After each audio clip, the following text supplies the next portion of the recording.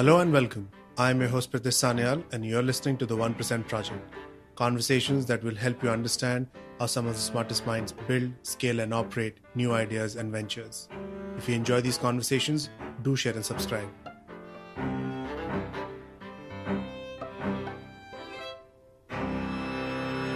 Hello everyone, welcome to another mini episode. These mini episodes are outcomes of my research and conversations with guests on the 1% Project podcast. This mini episode stemmed from a discussion with Sidhu Ponnappa. Sidhu is a serial entrepreneur and an angel investor. So I asked him, is he a generalist or a specialist? He says the whole concept of generalist versus specialist is misleading. It is better to analyze someone as objective-oriented or activity-oriented. One can choose either, not both at the same time. These days, there is a debate, especially among the younger talent pool, about being a generalist or a specialist. There is a popular book on this topic by David Epstein called Range: Why Generalists Triumph in a Specialized World. Epstein argues against specialization early on in one's life and makes a case for range, to gather as many skills and experiences as you can and later to specialize based on your strengths. What got me thinking is, does the brain have a generalist versus a specialist evolution? And do Warren Buffett, Bill Gates, Michelangelo, and other achievers have a generalist or a specialist mindset? It turns out that the brain goes through a generalist and a specialist evolution cycle between early childhood and adulthood. A child is born with 100 billion neurons. These neurons communicate with each other through a structure called synapse. During infancy, the brain experiences a large amount of growth. As a result, there is an explosion of synapse formation between neurons during early brain development. This is called synaptogenesis. Synapse growth is critical in learning, memory formation, and adaptation early in life. Around 2 to 3 years of age, the number of synapses hits a peak. Just after this peak, the brain starts to remove synapses that it no longer needs. A synapse can either be strengthened or weakened based on its use. Synapses that are frequently used grow and strengthen, and the ones which are not used are removed by the brain. The process of removing synapses is called synaptic pruning. Going back to the business world, the brain begins its journey as a generalist, adds as many synapses as it can early on, and then switches to a specialist mode where it starts pruning, literally killing synapses that show low or no use. If you consider the journey of Warren Buffett, who made his first investment at the age of 11, Bill Gates, by the age of 19, had more than 10,000 hours of coding under his belt. Michelangelo became an artist at the age of 13, and there are numerous such examples of high achievers who started honing their craft in their early childhood.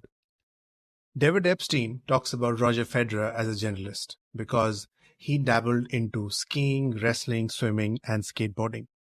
He played basketball, handball, tennis, table tennis, and soccer at school. It was closer to his teens that Roger picked up tennis. Now, can you and I pick up tennis in our 20s or 30s? Sure we can, but it will potentially be 5 times harder than someone who has worked on the serve and backhand since early childhood. Our schooling system pushes us to be a generalist when it should provide us with the environment in our teens to be a specialist and focus on activities and subjects we enjoy. We can't say for sure if synaptogenesis is a generalist function or synapse pruning is a specialist function of the brain. Still, it does indicate that the brain's development has a generalist to a specialist evolution cycle. I found the topic valuable not only to get a better understanding of my strengths and weaknesses, but also to observe the habit formation process that my young one is going through. Here is a snippet from the conversation with Sidhu. Would you say that you're a generalist? I think this entire generalist specialist discussion completely takes the discussion in a wrong direction because we don't know what that word means. There is this entire category of conversations I've observed where there are words that we use that we all act as though we know the meanings of. But when you ask someone, fine, we won't talk about this. Can you write a 1 paragraph description explaining what this word means to you? Career, impact, growth, generalist, specialist. Generalist specialist was especially interesting because at some point, because we were hiring and hiring at enough scale, the conversation came up to, are we hiring generalists or are we hiring specialists? So I said, okay, let me sit down and try to, and it was for an engineering role, which is something that I have a personal experience with. So I was like, okay, let's sit and try to define what an engineering generalist is from a job description, interview pipeline, segmentation perspective, something concrete, actionable that I can hand off to my recruiting team and they should be able to work with. And it proved to be non-trivial. And that's when I started to realize on that. This realization happened at different points in time for different aspects of this growth and impact. For example, years of teaching, and in every and I specialize in teaching recent graduates who are entering work. I run onboarding boot camps for engineers. Every young enthusiastic graduate wants to grow and have impact. And eventually, I started realizing, wait, I don't know what these words mean. Then I started asking my students, do you know what these words mean? And it turns out none of us knew. We were just confidently using them. So over time, what I've realized is rather than generalist and specialist, what has proven to be more tractable to think about is, do you prefer to set direction and choose objectives? And when I say an objective, a very specific thing like saying, today the world is like this. I want to make the world different from today's world in this objective, measurable way. Today, my customer signups are converting at 80%. I want to make 80%, 90%. Today, I do not have a startup. Tomorrow, I want to have a startup. And when I have a startup, this is what I mean objectively by having a startup, that it will have this kind of revenue, this kind of funding, this many, whatever, right? That's an objective. Second axis, and I don't think you can do both. The second axis is to choose your activities. It is to say, I enjoy writing code. I want to spend my day writing code. Enjoy talking to customers.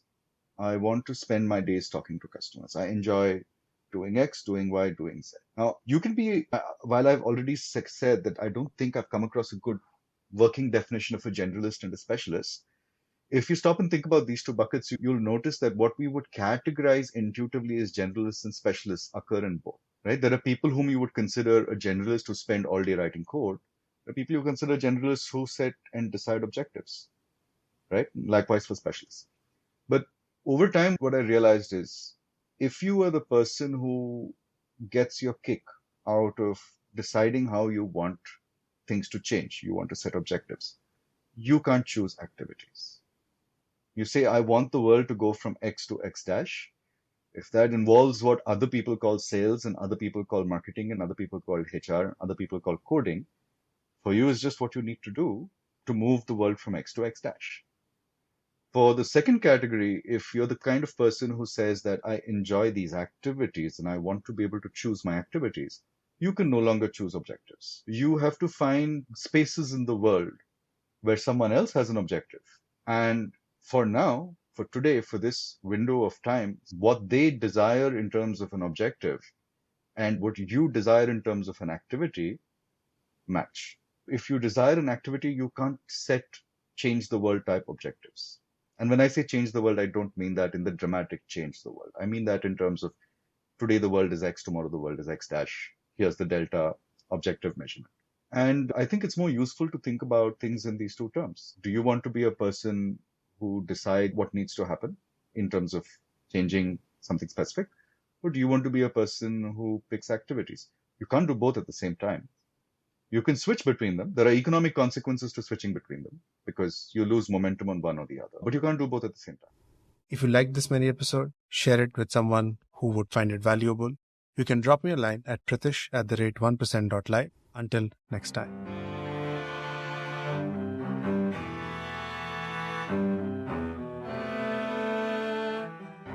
You can find the show notes for this episode and every other episode on 1%.live. If you enjoy this conversation, share it on social media and leave a review. See you next time.